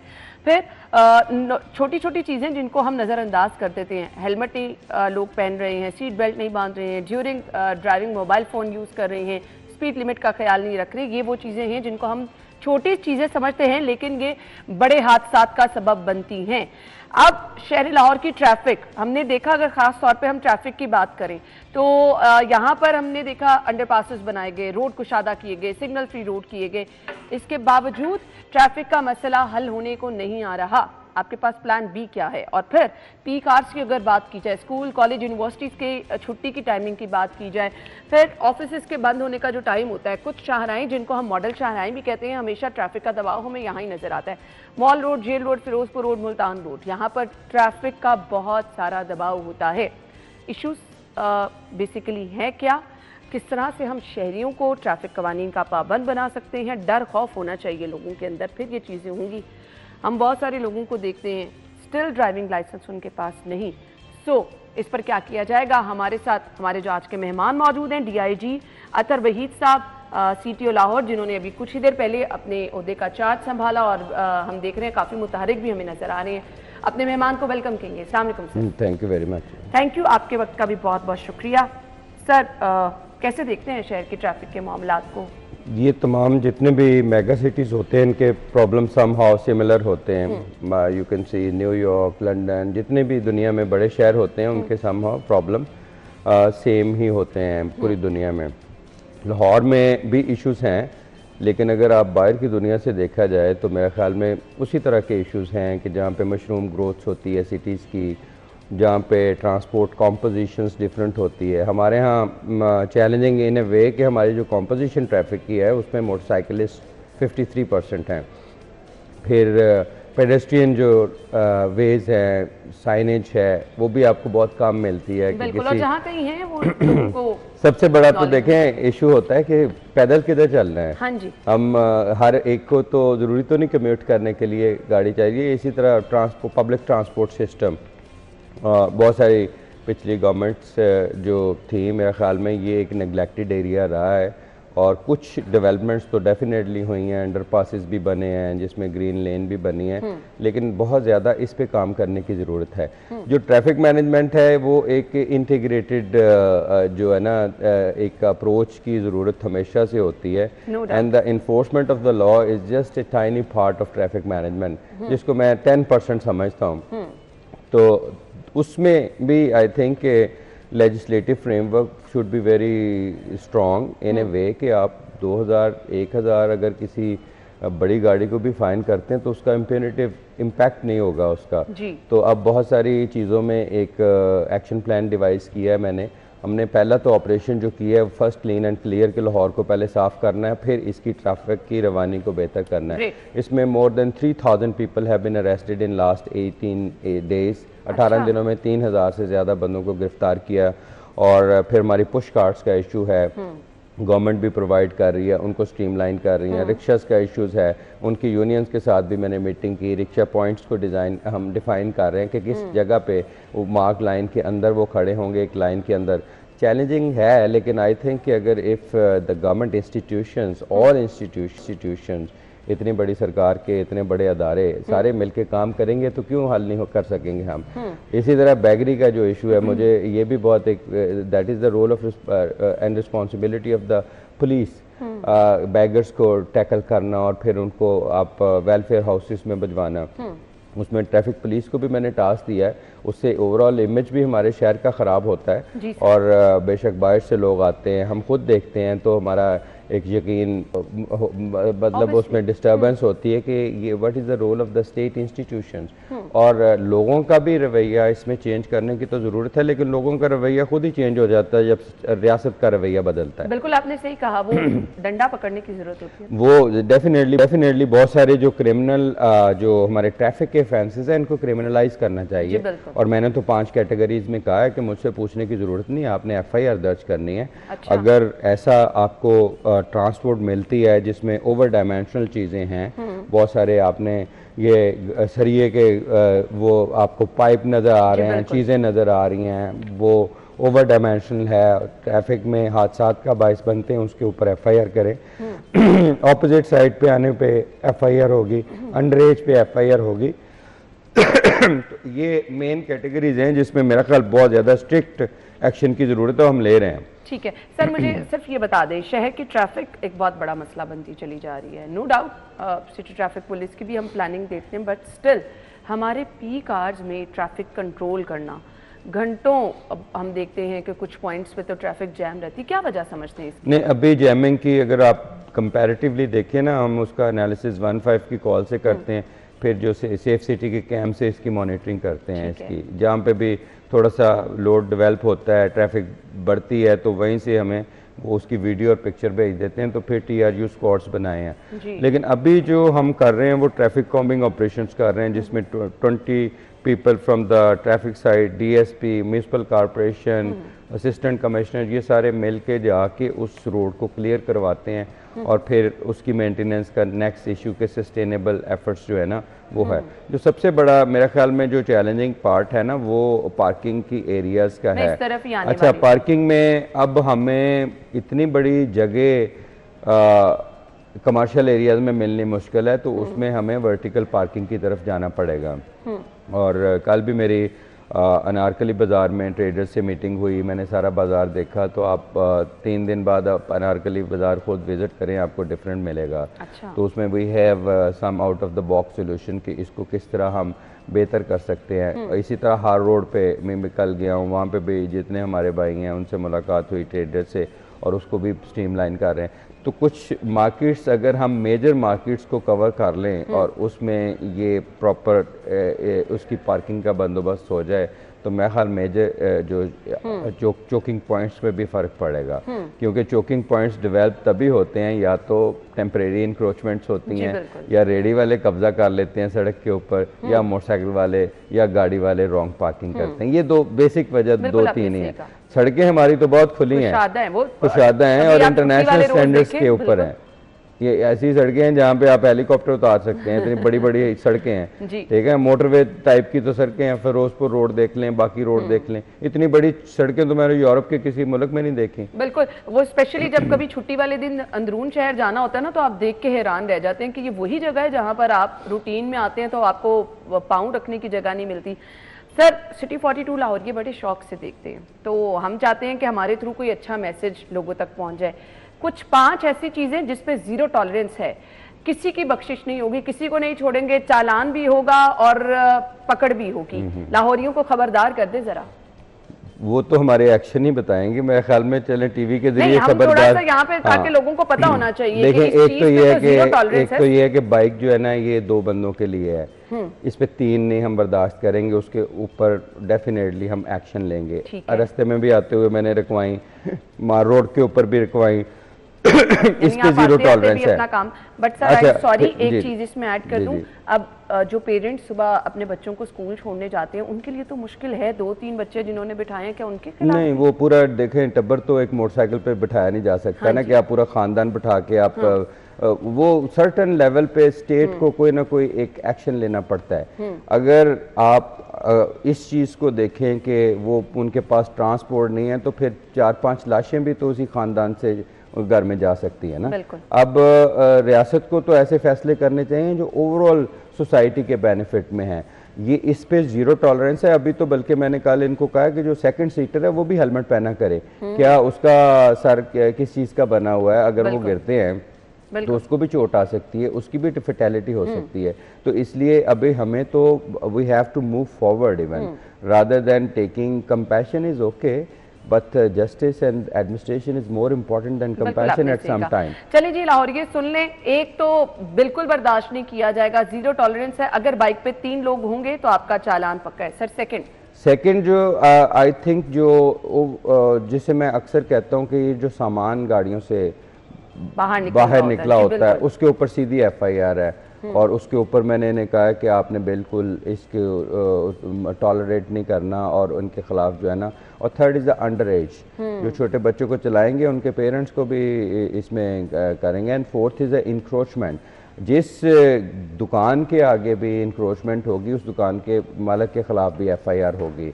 ये मैंने इधर लिबर्टी अगर आप अभी जाके देखें बिल्कुल आपको साफ नज़र आएगी। लिबर्टी 5 दिन पहले आप देख लेते तो that was a different liberty. उनके ताजरों से भी मीटिंग की। अब ये है कि ये अगर आपकी शॉप है और आपने 50,000 रुपए पे आगे किसी को दी है तो you are also committing a crime, आपकी अबेटमेंट है उसमें, तो उनके खिलाफ भी ये जो है ना वो कार्रवाई होगी। तो फिफ्थ जो है ये जो ऑपोजिट लेन से आ जाते हैं, ये तो वो बाले जान है, हाँ बीइंग अ ड्राइवर बहुत दफा ये एक्सीडेंट से बची हूँ मैं कि हमेशा बहुत सारे लोग और खास तौर पे छुट्टी वाले दिन लोग समझते हैं रोड खाली है तो बस आप वन वे के खिलाफ नहीं। अब तो हमारी, मैं समझता हूँ कि ट्रैफिक को जिसे we call is a traffic emergency in a way कि we have to go for the out of the box solution and definitely very strict measures। अगर आप ये चलान जुर्माने ये करते रहेंगे, क्या इससे सुधार माशरे में आएगा कि नहीं आएगा? इससे नहीं आएगा। प्यूनिटिव इम्पैक्ट उस चीज़ का होगा because you have to discipline the society and you have to discipline the people who are ill discipline. अब उसके लिए क्या ऑप्शन है?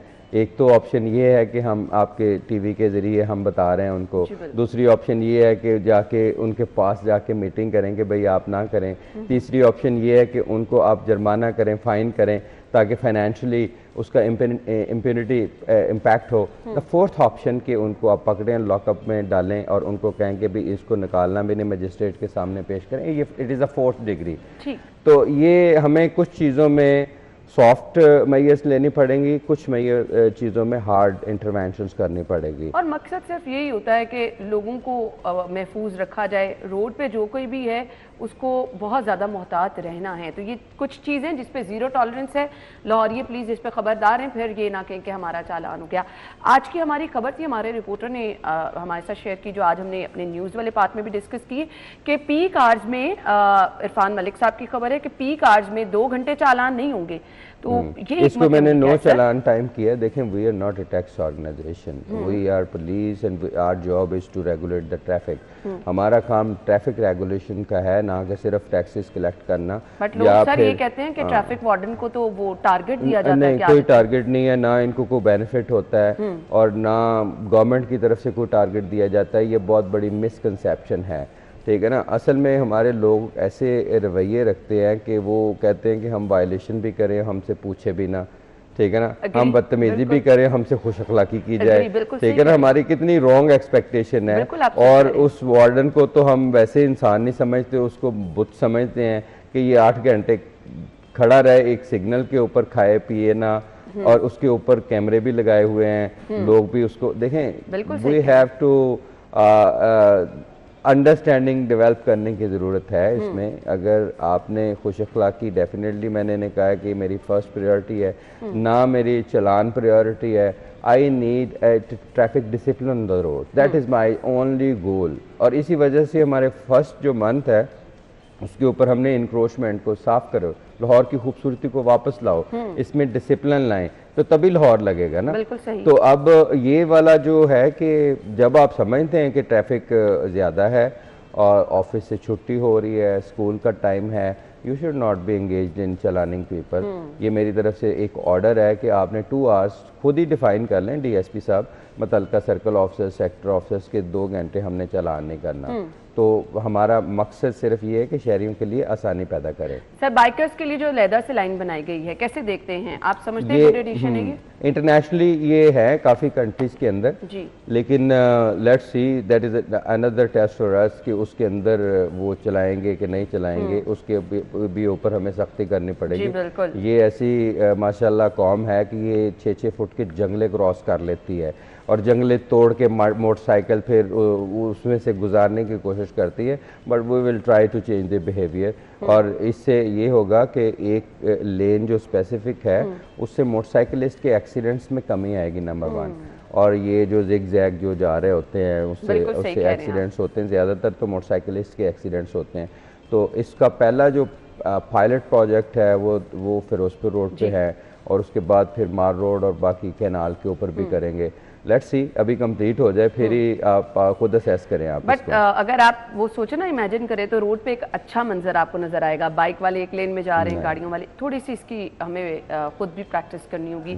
सर, कुछ चीज़ें जो मोटरवे पर अगर सफ़र करें तो लोग बड़ा डरते हैं। स्पीड लिमिट का ख्याल रखना, सीट बेल्ट का ख्याल रखना, मोबाइल फ़ोन यूज़ नहीं करना। बट जब हम शहर में इन्हीं लोगों को सफ़र करते देखें, वही जो मोटरवे पर पाबंदी कर रहे होते हैं वो शहर के अंदर नहीं करते हैं। तो आपको नहीं लगता कि फाइन बढ़ाने चाहिए ताकि लोगों में डर नहीं, उसमें ये है कि ट्रैफिक इंजीनियरिंग जो है ना वो ड्राइवर का बिहेवियर रेगुलेट कर रही होती है। तो मोटरवे और सिटी में फ़र्क ये है, मोटरवे पुलिस में मैं 2 साल रहा हूँ, वहाँ पे सेक्टर कमांडर भी रहा हूँ, कमांडेंट भी रहा हूँ। वहाँ पे ट्रैफिक इंजीनियरिंग बिहेवियर आप डिफाइन करती है, यहाँ पे भी ट्रैफिक इंजीनियरिंग का बहुत ज़्यादा रोल होता है, ठीक है। कंपोजिशन, जहाँ पे ट्रैफिक की कंपोजिशन, तो फ़र्क थोड़ा सा है। फ़ाइन मेरे ख्याल में ठीक है। फ़ाइन क्या, मेरे पास जो एक रिकमेंडेशन है जो मैंने आगे गवर्नमेंट को पेश भी करूँगा कि fine should not be on the basis of the category of offences, fine should be based on the financial position of the person. जिसके पास बड़ी गाड़ियां हैं उनको 5 गुना ज़्यादा फ़ाइन होना चाहिए।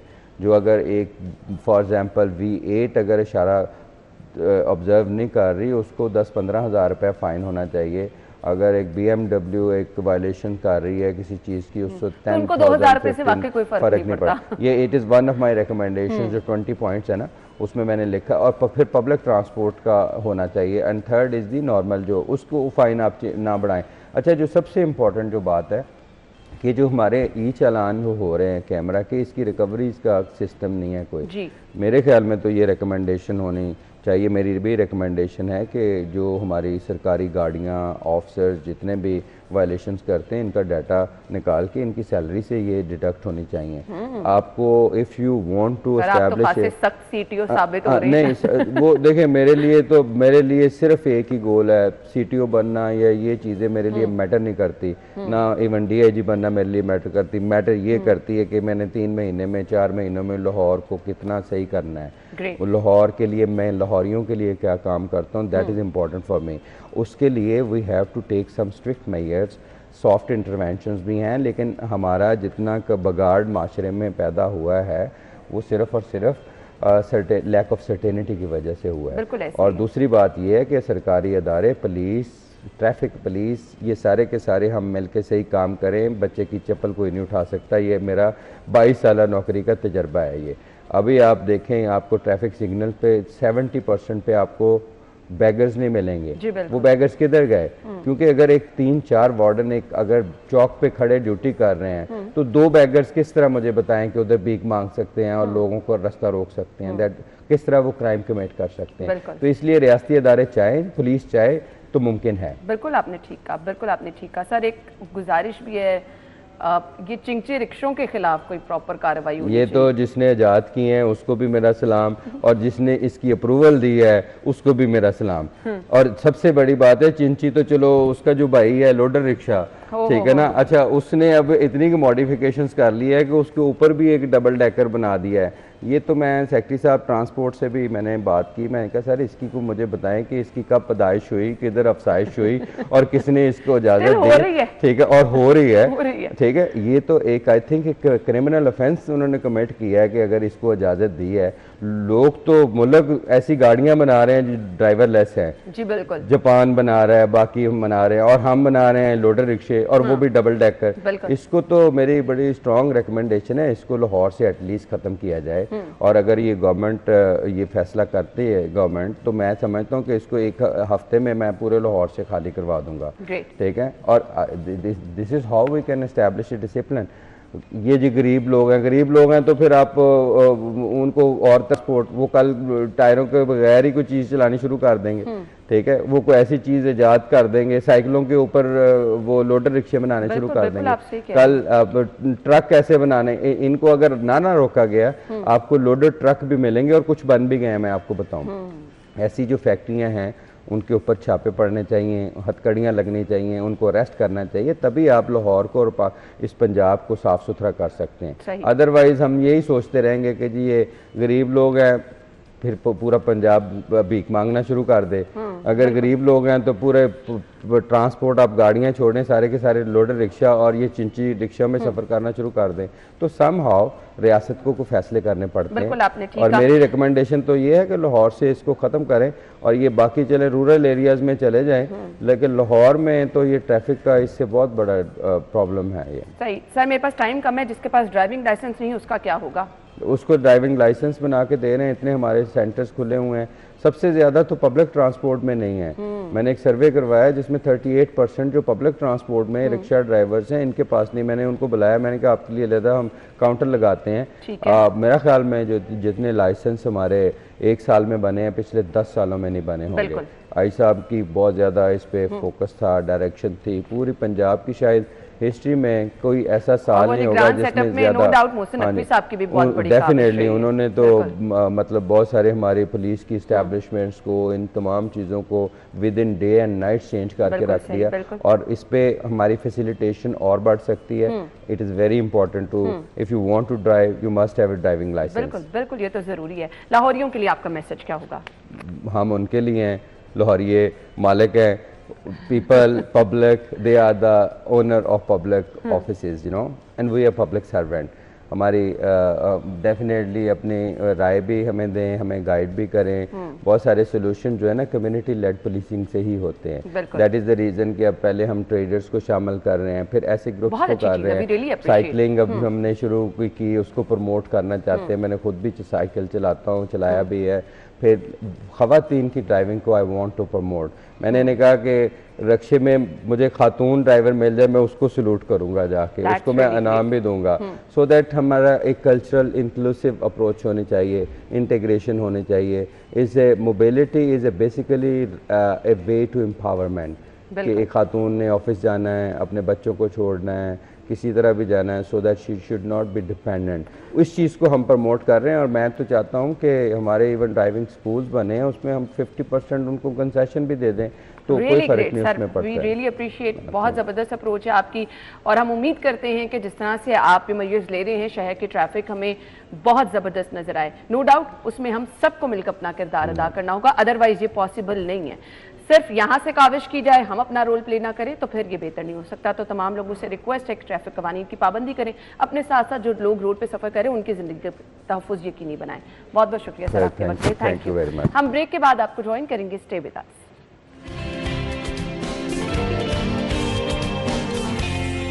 Welcome back once again. Programme के हिस्से में जी हम बात करने वाले इंतहाई अहम टॉपिक पे, और वो अहम टॉपिक है जी टेक्नोलॉजी की अहमियत से इनकार नहीं किया जा सकता। आज आप जितनी मर्जी कामयाबी का दावा कर लें, अगर आप टेक्नोलॉजी की दौड़ में पीछे हैं तो यकीन मानिए आप बहुत पीछे हैं, बल्कि पीछे रह गए हैं। आपका बच्चा अगर एजुकेशन हासिल कर रहा है तो वो जदीद टेक्नोलॉजी का इस्तेमाल नहीं कर रहा तो वो उस लेवल की एजुकेशन कभी भी हासिल नहीं कर पाएगा। तो इस चीज़ से तो बिल्कुल इनकार नहीं किया जा सकता। टेक्नोलॉजी ने आज हमारी ज़िंदगी को बहुत आसान भी बना दिया है और बहुत सारी हमें सहूलियात भी दे दी हैं। अगर आप इसके साथ साथ चलते रहेंगे तो बहुत ज़्यादा फ़ायदा होगा। अच्छा जी, इसके लिए एक ज़बरदस्त फ्यूचर फेस्ट होने जा रहा है जिसके बारे में हम आज के प्रोग्राम में बात करेंगे। आज़म मलिक साहब हमारे साथ मौजूद है, को फाउंडर हैं जी फ्यूचर फेस्ट के। उनको अपने प्रोग्राम में वेलकम करेंगे। अस्सलाम वालेकुम जी। जी वालेकुम बेटा। थैंक यू सर, बहुत बहुत शुक्रिया आपके वक्त के लिए। सबसे पहले तो ये बताइएगा ये जो फ्यूचर फेस्ट होने जा रहा है इसके निकात का मकसद क्या है? जी बहुत अच्छा आपने सवाल किया है। जिस तरह आपने बात की कि टेक्नोलॉजी के बगैर अभी तरक्की मुमकिन नहीं है, ये साबित हो चुका है अभी दुनिया में, और हमारे करीबी दोनों हमसाया ममालिक ने ख़ास तौर पे ये साबित किया है कि उन्होंने कितनी सक्सेस हासिल की है इसी टेक्नोलॉजी को वक्त पे अपना के। हम थोड़ा लेट हो गए। फ्यूचर फेस्ट का मकसद यह है कि पाकिस्तान में आईटी का इकोसिस्टम बने, हमारे नौजवान का जो टैलेंट है आईटी के वाले से ख़ास तौर पे उसको हम पूरी दुनिया के आगे शोकेस कर सकें, क्योंकि पूरी दुनिया से लोग आते हैं इस इवेंट में। और ये फ्यूचर फेस्ट जो भी हो रहा है 24, 25, 26 जनवरी को लाहौर एक्सपो सेंटर में, ये चौथा फ्यूचर फेस्ट है। ठीक है। इससे पहले हम 3 करवा चुके हैं और इसका फाउंडर मेरा बेटा है जो भी 27 ईयर्स ओल्ड है, अर्जिश आजम। तो जब उसने ये शुरू किया था टेक कंपनी तब उसकी उम्र 18 साल थी। अच्छा। तो जो लास्ट ईयर हमने फ्यूचर फेस्ट करवाया था 2024 के जनवरी में, उसमें 3 लाख लोग फिजिकली आए थे। अच्छा सर, इसके कुछ फीचर्स बता दें कि क्या क्या फीचर्स हैं, इसमें होता क्या है? अच्छा, इसमें ना जी दुनिया भर से टेक कंपनीज आती हैं। ठीक है। आईटी के लोग अपने अपने स्टॉल्स लगाते हैं, राउंड टेबल्स होती है मुख्तलिफ टॉपिक पे, एक बड़े हाल में बड़े अहम मौज़ूआत पे बात करते हैं सारे टेक इन्फ्लुएंसर और वो शख्सियात जिनको लोग करीब से देखना चाहते हैं। सारे ही आईटी के जो कंटेंट क्रिएटर्स हैं वो आ रहे हैं। और इस दफ़ा हमने पहली दफ़ा ये हुआ है कि एक फिजिकल स्टॉल का बाजार भी बाहर लगाया है। सही। कि अगर 3 लाख लोग आईटी की एक्सपो देखने आ रहे हैं तो बाहर छोटे छोटे अगर 200-300 स्टॉल लगे हों और वो भी अपने पाँव पे खड़े हो जाएं इस कॉन्फ्रेंस के नतीजे में, क्योंकि लोग वहाँ जाते हैं खरीदारी करते हैं, तो ये पाकिस्तानी यूथ का सबसे बड़ा एक इवेंट है जिसमें 3 लाख लोग पिछले दफा आए थे, क्योंकि वो सीखना चाहते हैं। बिल्कुल, इससे तो अपॉर्चुनिटीज़ बहुत मिलेंगी लोगों के लिए, बहुत सारी राहें हमवार हो जाएंगी। आप जाते हैं, लोगों के एक्सपीरियंस देखते हैं, बहुत कुछ सीखते भी हैं, तो ये सब चीज़ें तो बड़ी आसान है नौजवानों के लिए। जी, और इस पर बिल्कुल एंट्री फ्री है कि आप किसी भी कॉन्फ्रेंस हॉल में फ्री जा सकते हैं, एक्सपो विजिट कर सकते हैं, स्टॉल्स पे जा सकते हैं, बड़े टेक जायंट्स को मिल सकते हैं, अपने एक्सपीरियंस शेयर कर सकते हैं। नए स्टार्टअप्स को हमने फ्री स्पेस दी है कि वो अपने स्टार्टअप्स का आइडिया पिच करें, ताकि दुनिया भर से आए हुए इन्वेस्टर और बड़ी कंपनियां उनको एक्नॉलेज करें, उनके साथ टाइज बने। यानी जो आपके आइडियाज़ हैं आप वो लोगों से शेयर कर सकते हैं, उनके एक्सपीरियंस से कुछ सीख सकते हैं, तो डिफरेंट स्टॉल्स लगाए जाएंगे। जी जी, स्टॉल्स भी हैं, एक्सपो है IT के हवाले से, बहुत सारी कंपनियां वहाँ ठीक पे है। अपने अपने आइडियाज़ लेके अपनी कंपनीज का ओरिएंटेशन वहाँ दे रही हैं और नौजवानों को बहुत कुछ सीखने को मिल रहा है। सही। तो मुझे लगता है कि दुनिया भर में अगर कारोबारी सरगर्मी को बढ़ाना है तो उसके लिए एक्सपोज बेस्ट जरिया है। बिल्कुल आपने सही कहा। तो हमारे यहाँ ज़रा अभी इसका रुझान कम है, लेकिन ये चौथा कर रहे हैं और इससे बहुत और लोगों को भी इंस्पिरेशन मिली है। अभी पाकिस्तान में बहुत सारी और भी टेक कॉन्फ्रेंसेज और एक्सपोज होना शुरू हो गए। सर, जो माजी में आपके फेस्टिवल्स हुए उसमें मुझे बताइएगा कैसा लोगों का रुझान रहा, कैसा टैलेंट सामने आया, नौजवान जो इसमें शामिल हुए उनकी तरफ से किस किस तरह का एक्सपीरियंस आपने खुद देखा? अच्छा, जब बच्चे आपस में मिलते हैं ना जी, कोई भी इस तरह का इवेंट होता है तो वहाँ लोगों की ज़िंदगी में वैल्यू ऐड होती है। जी बिल्कुल। किसी को जॉब मिल जाती है, किसी को मतलूबा बंदा मिल जाता है जिसमें वो टैलेंट होता है। तो पिछले साल एक सऊदी प्रिंस भी आए थे, फाहद बिन सऊद, सही। रॉयल प्रिंस है। उन्होंने फिर पाकिस्तान में आके इसी इवेंट के नतीजे में पाक सऊदी टेक हाउस बनाया $100 मिलियन से। सही। और जो ओवरऑल कैलकुलेशंस थी फाइनेंशियल इनकम की इस इवेंट पे, तो वो $200 मिलियन इस एक इवेंट के नतीजे में पाकिस्तान में आए, सरमायाकारी हुई। ग्रेट। तो ये एक नतीजा जरिया है कि दुनिया भर को हम अट्रैक्ट करें, क्योंकि ये हमारी यूथ है, उनका टैलेंट अब दुनिया ने मान लिया है। क्योंकि हमारे नौजवानों ने दुनिया भर में फ्रीलांसिंग में चौथी बड़ी कम्युनिटी का आजाद हासिल किया है, बिल्कुल। जो कि उन्होंने खुद से सीखा है। तो अब जरूरत इस उम्र की है कि हम ऐसे लोगों को बुलाएं, दुनिया भर की कंपनीज को इनवाइट करें कि वहाँ आए, हमारे नौजवानों का टैलेंट देखें, उन्हें हायर करें, उनके साथ काम करें, बिजनेस करें, ताकि पाकिस्तान में डॉलर आए और हमारी मईशत अपने पाँव पे खड़ी हो जाए। बिल्कुल, फ्रीलांसिंग का रुझान बड़ा बढ़ता जा रहा है। जी देखिए, $3.5 बिलियन की एक्सपोर्ट है IT की पाकिस्तान जी। तो जो कि अगले 2 सालों में डबल हो जाएगी। तो अभी तो एक ही तरीका बचा है हमारे पास पाकिस्तान में डॉलर लाने का, वो फ्रीलांसिंग है और टेक एंटरप्रेन्योरशिप है। तो इसके लिए मैं तो चाहता हूँ कि हर तालीमी इदारे में शाम में क्लासेज हों स्किल्स सीखने की, शॉर्ट कोर्सेज हों, कि अगर एक बच्चा 6 माह में graphic designing, content creating, web development सीख के या डिजिटल मार्केटिंग सीख के अपना रोजगार चला सकता है, अपनी ना सिर्फ अपनी फैमिली को बल्कि इस मुल्क को भी माशरे में मजबूत कर सकता है, तो क्यों ना हमने 6 माह के छोटे छोटे कोर्सेज सिखाएं। सही। और इस पे तो इमरजेंसी लग जानी चाहिए कि IT सीखना बहुत ज़रूरी है। बिल्कुल। अच्छा, लोग समझते हैं कि बहुत ज़्यादा आला तालीम याफ्ता हैं तो बस टेक्नोलॉजी तभी उनके समझ में आ सकती है। हम बहुत सारे शॉर्ट कोर्सेज ऐसे देखते हैं जो आपको बहुत ज़्यादा फ़ायदा पहुंचा सकते हैं। तो कुछ आप सजेस्ट करना चाहेंगे नौजवानों को कि कौन कौन सी कैटेगरीज हैं जिन पे वो काम करें तो अच्छे पैसे भी कमा सकते हैं? जी बिल्कुल, इसके लिए बहुत पढ़ा लिखा होना ज़रूरी नहीं है। हम लकी हैं कि हमारे पास दुनिया की बड़ी यूथ है और ऐसी यूथ है जो इंग्लिश समझती बोलती है। हमारा आम नौजवान भी इंग्लिश समझ लेता है और उसमें कम्युनिकेट कर लेते हैं। तो इसमें बहुत ज़्यादा पढ़ा लिखा होने की ज़रूरत नहीं है। आपने स्किल सीखना है तो आपको 6 माह में अच्छी आप उस पर ग्रिप हासिल कर सकते हैं। हाँ, ये मैं ज़रूर कहूँगा कि आपकी जो पैशन है, अगर आपको ग्राफिक डिज़ाइनिंग पसंद है, अगर आपको वेब डेवलपमेंट, वेब बनाना पसंद है, अगर आप कंटेंट लिखने में अच्छा महसूस करते हैं, या अगर आप मार्केटिंग करते हैं, शॉपिफाई स्टोर पे चले जाएं, ऑनलाइन स्टोर बना लें, तो जो आपकी पैशन है, जो आपको पसंद है, वही काम करें। उसी में आप कामयाब होंगे। आपका जो बेस्ट पार्ट है उस पर काम करें, आपको उसका अच्छा और अभी तो ना इतना आसान है कि हर गली में मैं दावे से कहता हूँ कि एक नौजवान जरूर है जो ऑनलाइन अर्न कर रहे हैं। बिल्कुल सही तो कहा। वो बाकी नौजवानों के लिए रोल मॉडल है, उसे देख के सीख सकते हैं। अब तो कोई मुश्किल, हमारी बेटियों ने, पाकिस्तान की बच्चियों ने दुनिया भर की डिशेज सीख ली हैं यूट्यूब से। बिल्कुल ऐसे। तो नौजवान क्यों नहीं सीख सकते अर्निंग मेथड्स? बिल्कुल। आप अभी लिखें कि मैं ऑनलाइन 1 लाख महीना कमाना चाहता हूँ, यूट्यूब पे लिख दें तो 100 वीडियो खुल जाएगी जो कि प्रैक्टिकल सॉल्यूशंस मौजूद है। जी बिल्कुल। पता नहीं हम क्यों सीखना नहीं चाहते, या हमें किसी ने कह दिया है कि ऑनलाइन सीखा नहीं जा सकता, बिल्कुल। जबकि पूरी दुनिया ऑनलाइन सीख रही है। तो इतना टाइम आप इधर उधर रील्स देखने में और फिर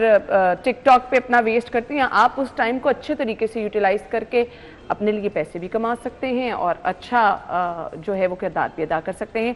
सर बहुत सारे लोग ना जॉब के मुतलाशी रहते हैं, तो क्या यहाँ जॉब अपॉर्चुनिटीज भी लोगों को मिलेंगी? बिल्कुल, जब देखें इतनी सारी कंपनीज आ रही हैं, इंटरनेशनल इन्वेस्टर आ रहे हैं, कोसी इंटरनेशनल गेस्ट स्पीकर है। अच्छा, यहाँ आपको पिछली दफ़ा आज़ाद चाय वाले ने एक बड़ा अच्छा किया हमारे फ्यूचर फेस्ट पे कि उसने 50 लोगों को वाइट रंग की टी शर्ट्स पहना दी और ऊपर मार्कर से लिख दिया कि जो वो चाहते थे। फर्ज करें I am a graphic designer, I am seeking a job of 50,000 per month. तो उन्होंने कहा कि आपने शर्ट पहन के घूमने, क्योंकि हमें मांगना नहीं आता।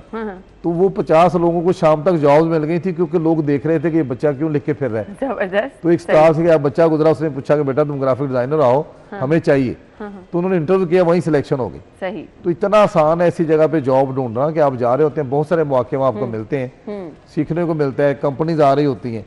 तो मुझे लगता है कि आपकी जिंदगी बदलने की जरूरी है कि आप कुछ नया सीखें। बिल्कुल ऐसे जब ही है। सिटी 42 शुरू हुआ तो किसी को पता नहीं था कि लोग लाहौर की खबरें देखने के सबसे पहले इसे ढूंढेंगे। बिल्कुल सही क्योंकि कहा। रीजनल चैनल का आपने कॉन्सेप्ट दिया, तो जो भी पहला कदम उठाता है उसके लिए बड़ी मार्केट मौजूद होती है। बिल्कुल आपने सही कहा। तो इसके लिए आपको स्टार्ट करना है। हमारे मेहमान हमारे साथ मौजूद हैं, हम ब्रेक के बाद आपको ज्वाइन करेंगे।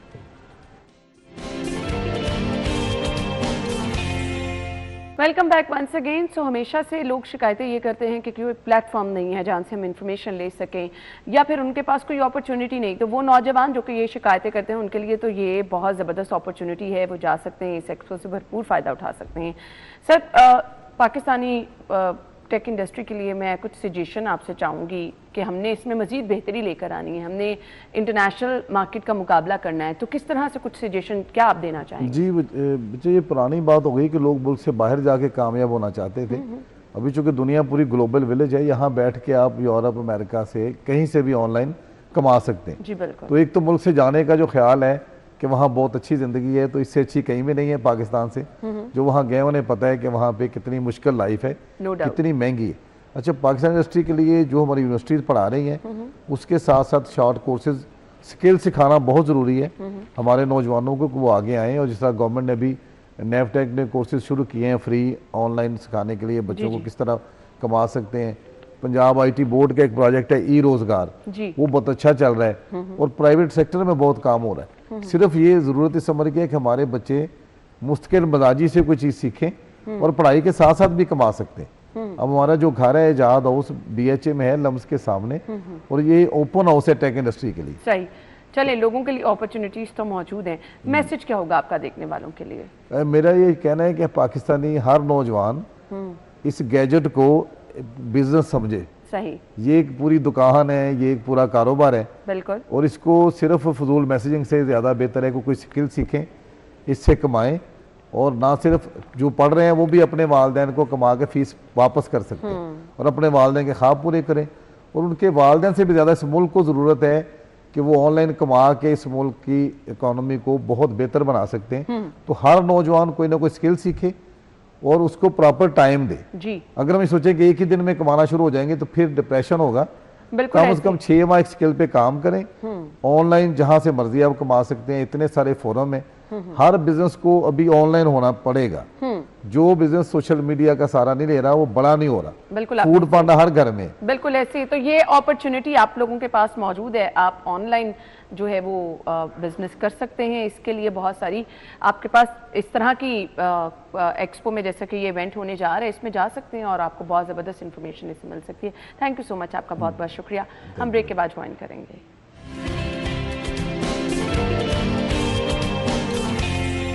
आगे बढ़ेंगे, हमने सेगमेंट्स का सिलसिला जो है वो आगे बढ़ाना है, तो देख लेते हैं आज के भाव।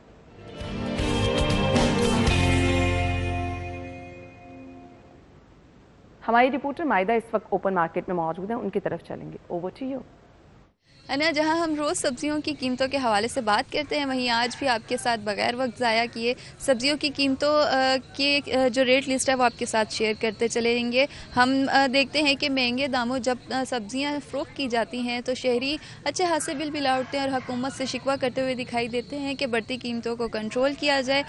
बात करेंगे सबसे पहले आलू की, तो आलू की सरकारी कीमत जो है वो 36, जबकि ओपन मार्केट में 40 रुपये में फ़रोख्त हो रहे हैं। प्याज की सरकारी कीमत 74, ओपन मार्केट में 80 में फ़रोख्त किया जा रहा है। टमाटर की सरकारी कीमत जो है वो 54, जबकि ओपन मार्केट में 60 रुपये में फ़रोख्त किया जा रहा है। लहसुन जो है 550, जबकि ओपन मार्केट में 560 में फ़रोख्त किया जा रहा है। अदरक जो है वो 315, जबकि ओपन मार्केट में 330 तक में फ़रोख्त किया जा रहा है। शिमला मिर्च 124, जबकि ओपन मार्केट में 130 में फ़रोख्त की जा रही है। गाजर की सरकारी कीमत की बात करें तो 76 सरकारी कीमत, जबकि ओपन मार्केट में 80 तक में फ़रोख्त किए जा रहे हैं। मटर के हवाले से हम बात कर लेते हैं। ठीक है, बहुत शुक्रिया मायदा, आपने हमें तफसीलात बताई। इसी के साथ ही आप अपना ख्याल रखिएगा। कल मुलाकात होगी सेम टाइम पर। इजाज़त दीजिए, अल्लाह हाफ़िज़।